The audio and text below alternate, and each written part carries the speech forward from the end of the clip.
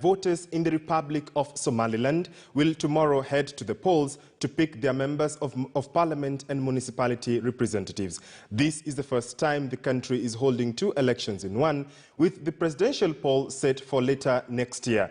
These elections have been touted as a warm-up ahead of the presidential contest and yet another attempt by the country to demonstrate its democracy as justification for global acceptance of its sovereignty.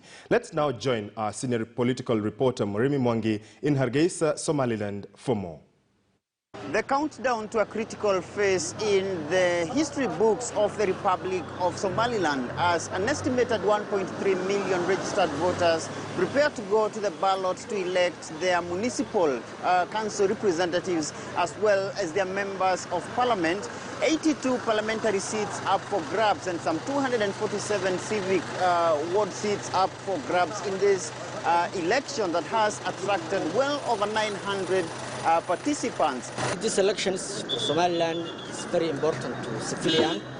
3rd year is Independence Day of Somaliland. It's the first time two elections filed in the country, local government and parliamentary.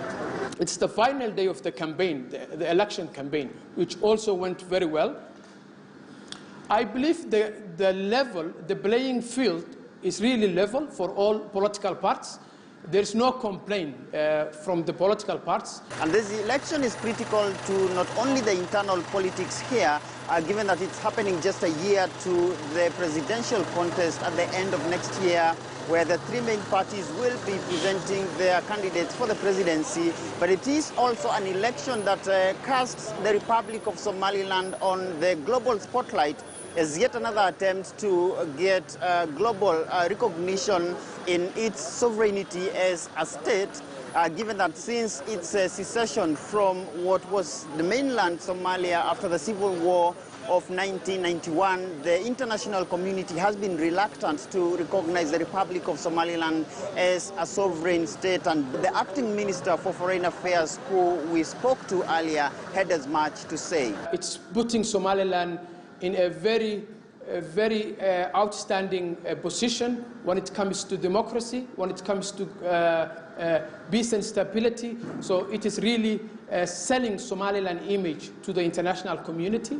It's also good for Somaliland community to trust each other. My name is Murimi Mwangi, reporting for KTN News from Hargeisa in Somaliland. Back home, President Uhuru Kenyatta